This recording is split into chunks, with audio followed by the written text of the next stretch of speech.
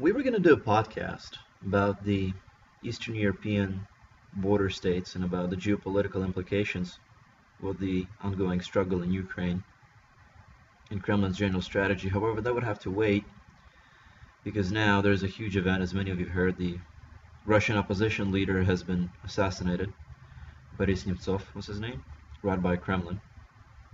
Of course, Kremlin is denying any involvement in it whatsoever, but suspiciously Putin took over the investigation, as would be expected in the circumstances of Russian political discourse.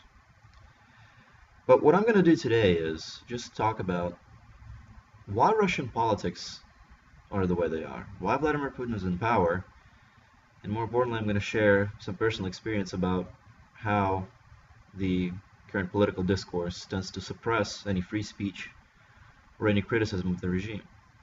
Now, the assassination of Russian political leaders, often the leaders of the opposition, it's not new.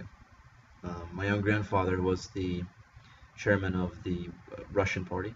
This was back in the early 90s, right whenever Soviet Union was falling apart and Russia was emerging as an independent sovereign state with Boris Yeltsin in power. My grandfather was assassinated, much the same way. It wasn't in Kremlin, though, it was in St. Petersburg. And the party fell apart shortly after. So this isn't a new technique, and there have been other political leaders assassinated over the years.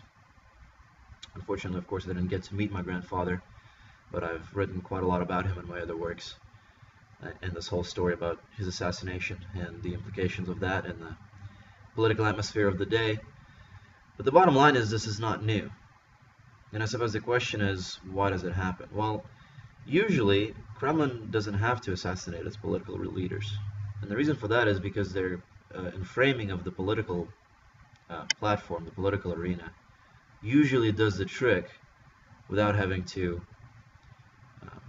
go to extreme measures such as assassination or murder. And what I mean by political framing is actually very simple. The way Vladimir Putin wins elections, the way United Russia Party wins elections, is that they control the access to the political arena. So smaller parties that you would vote for example, if you wanted federalism, if you wanted smaller Russian government, if you wanted the decrease of the presidency, the power in the presidency, etc. Well, those type of parties are not really allowed to enter into the scene. And what is usually done, what I hear from my comrades in Eastern Europe, Moscow and St. Petersburg, is the parties are simply not allowed to register for ridiculous reasons. Sometimes the bureaucratic barriers for registration of new parties are deliberately absurd and unsurpassable. And these parties are simply kept out of the scene. Now, this strategy has further implications, one of which is, of course, these parties are usually very, very small, or they're simply very tiny organizations. So if they're not allowed to register, and if they're kept out of the political arena, it doesn't make the news. They don't have a huge PR system. They can't, complain to a major news network because nobody's going to listen to them. Who are they? They're nobody. And usually, the leaders of these type of parties are also not public figures. So Kremlin, by instituting this type of strategy, makes a political competition, well, non-existent. And then as a rational voter, you really have no choice but to vote for the United Russia Party, because the other parties in power, the parties that are allowed to register, that are allowed to participate in elections, are the parties usually of extreme positions. We have the Communist Party, still alive and kicking, the second most popular party in Russia right after Putin's United Russia. Communist Party many times stands for the same policies that were instituted in the Soviet Union.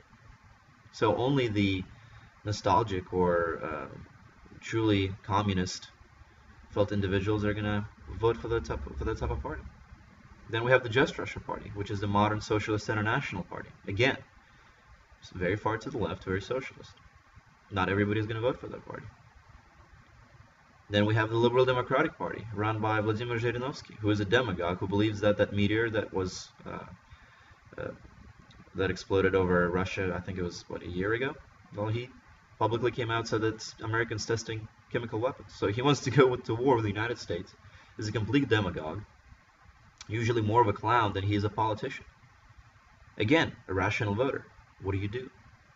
What party do you vote for? And then conveniently enough, we have Vladimir Putin's United Russia Party, right in the middle of the political scene, doesn't support many extreme positions, doesn't support full communism, full socialism, doesn't support the free market either. A perfect solution. So the politics is framed in such a way as to where the rational voter absolutely has no choice but to vote for Vladimir Putin's party. And the parties that are kept out of power get ignored because they're not large enough to make a splash. Now, I would even go as far as saying that the level of political suppression and supervision of free speech and free expression is back to Cold War levels. And I shall actually share a story with you that just recently happened. I didn't actually write about it until a few days ago because I wasn't sure whether or not I should go public with it, but my grandfather, who is a very active participant in Russian politics, he's one of the founding fathers of Vladimir Putin's United Russia Party, which simultaneously triggers within me a feeling of pride and shame, called me to wish me a happy birthday. This is November 30th, 2014, so just a few months ago. And he then proceeded to talk about Ukraine and how Russia is right in that respect, as he always does. But that wasn't the unusual part of the phone call.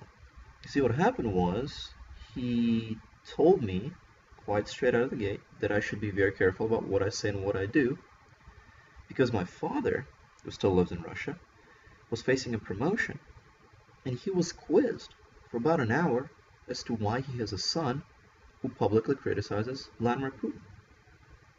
And they further went on to ask very detailed questions about the organizations with which I'm involved and particular places and locations where I give speeches and things of that nature.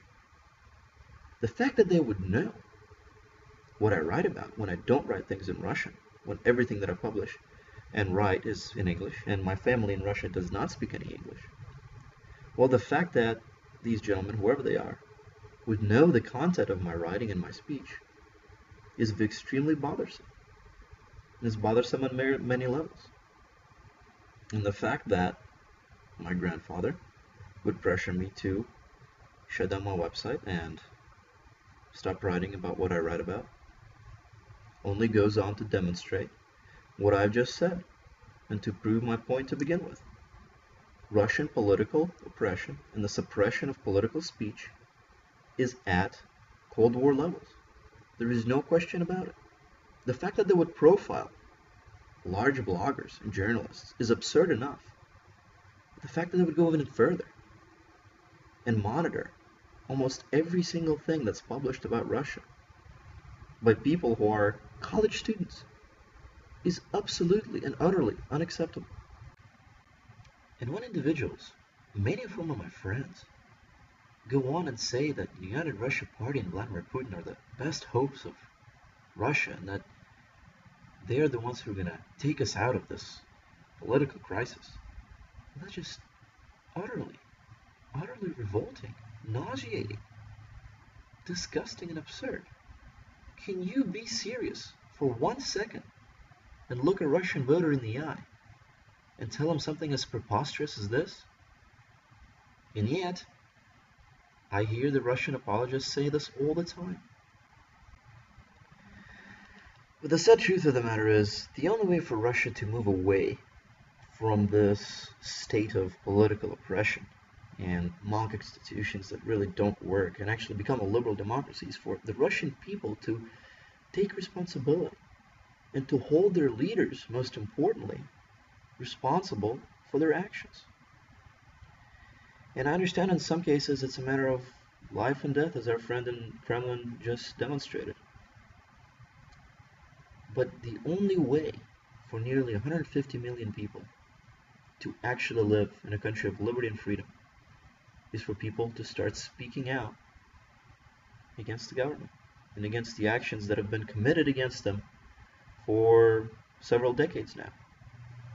That's why we want to do our part, and NVC Review would like to offer any Eastern European victim of oppression a writing platform, an anonymous writing platform if they wish to write under a pen name, as to not endanger the careers of their family members and their own life. please contact us. We'll have a link below as to how you can do that. If you are indeed a victim of Eastern European political oppression, particularly in the case of Russia, please don't hesitate to contact us with your story. We would love to hear from you and publish what you have to say. But this is the only way the Russians can get out of this political mess that they're in right now and to actually become a liberal democracy with a real working constitution. This has been Nikita Chirkov with NVC Review. Thanks for joining us today.